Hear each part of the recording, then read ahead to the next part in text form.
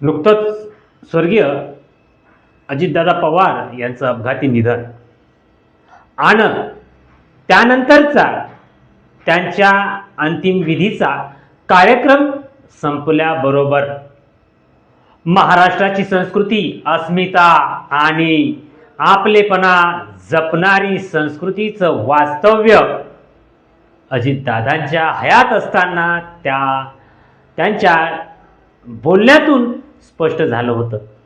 गड्यांनो, राजकारण लय वंगा आणि त्याचा प्रत्यय सध्या महाराष्ट्रात अजितदादांच्या अंतिम विधीनंतर ज्या राजकीय हालचाली सुरू झाल्या आहेत त्यावरून खरोखरच राजकारण हे समाजकारणासाठी का सत्ता करण्यासाठी असल्याचा प्रत्यय दिसून येतो.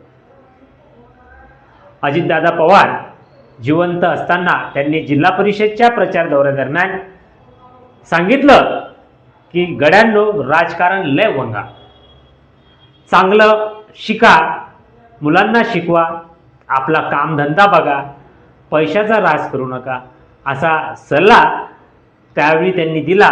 तरी त्यावर अनेक प्रसार माध्यमातून उपहासात्मक टीका करण्यात आली. परंतु एवढं सगळं असतानाही गेले 40 ते 50 वर्ष ज्या माणसाचा राजकारणाशी अगदी जवळूनचा संबंध आणि संपूर्ण आयुष्य लोकांसाठी धावणारा हा नेता आज असं म्हणतोय, हे प्रत्येकांना उपहासात्मक वाटलं असलं तरी त्यांच्या त्या बोलण्याची प्रचिती गेल्या 2 दिवसातील प्रसार माध्यमात सुरू असलेल्या घडामोडीवरून पाहावयास मिळते. आज लोकशाहीच्या या देशामध्ये, विशेषतः आपण ज्या महाराष्ट्रात राहतो, जी संताची भूमी आहे, जी पुरोगामी विचारधारेची भूमी आहे, त्या पुरोगामी विचारधारेच्या भूमीतही कुणाला कुणाचं काहीही घेणं देणं नसल्याचं वातावरण दादांच्या अंत्यविधीनंतर दिसून आलं. अनेक ठिकाणी दादांना सर्वपक्षीय श्रद्धांजली सभेतून त्यांच्याबद्दलचा आदर व्यक्त करण्याची धावपळ ही महाराष्ट्रात सुरू आहे आणि त्यांच्या सावटण्याची राख अद्यापही विझली नाही.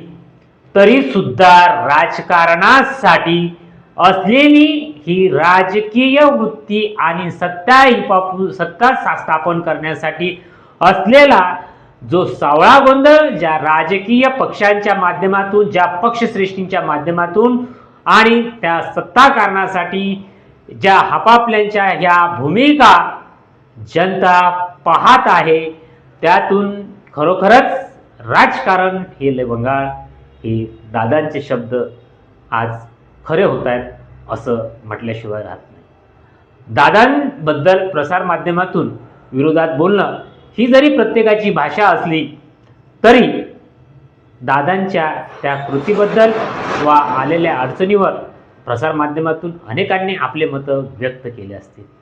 परंतु नुकताच दुःखद प्रसंग झालेला असताना सुद्धा मानवी हित आणि मानवी लोकांसाठी असलेली ही लोकशाही खरोखरच लोकांच्या मतासाठी वा त्यांच्या विकासासाठी नसल्याचं जाणवत आहे.